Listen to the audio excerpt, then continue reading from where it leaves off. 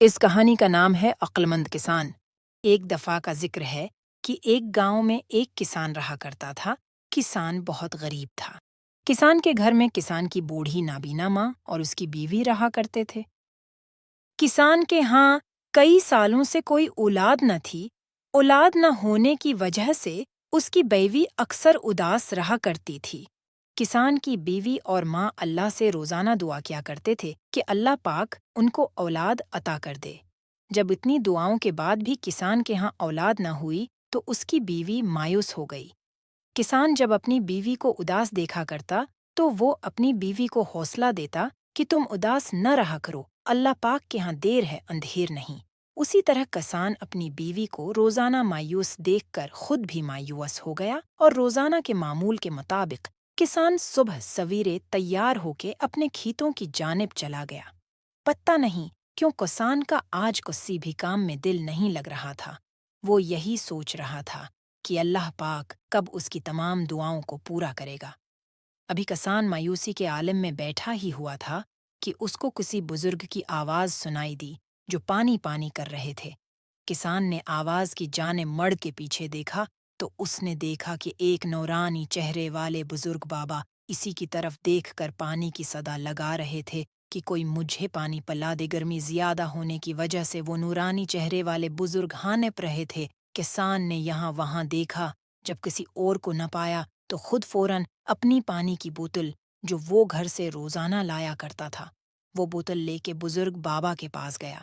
بزرگ بابا نے خوب سیر ہو کے پانی پیا اور خوش ہوتے ہوئے کسان سے کہا کہ بیٹا، تم اداس کیوں ہو مجھے بتاؤ، ہو سکتا ہے کہ میں تمہارے کسی کام آسکوں میں تمہاری نیکی سے بہت خوش ہوں اور میں تمہاری ایک خواہش کو پورا کر سکتا ہوں۔ تم جو بھی مانگو گے وہ تمہیں ملے گا، لیکن صرف تمہاری ایک خواہش پوری ہوگی۔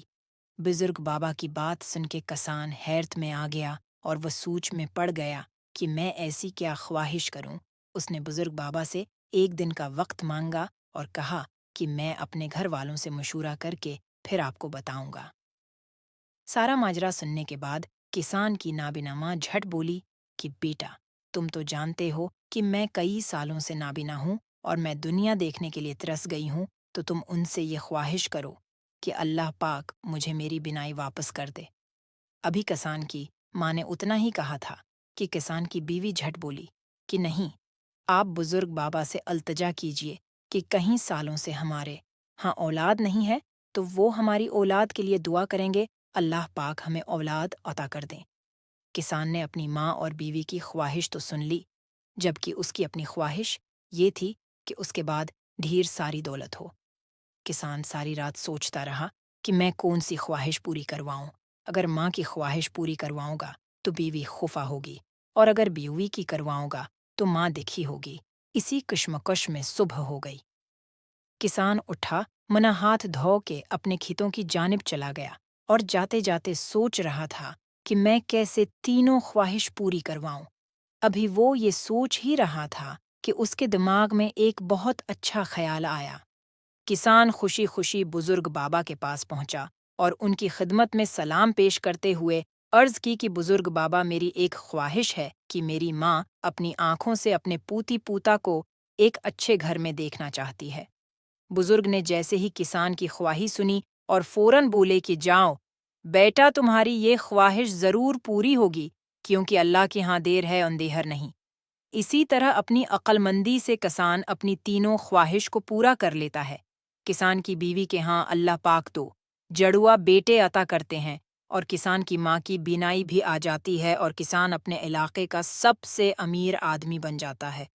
اس کہانی سے ہمیں یہ سبق ملتا ہے کہ انسان کے پاس اگر عقل اور شعور ہے تو وہ دنیا بھی فتح کر سکتا ہے۔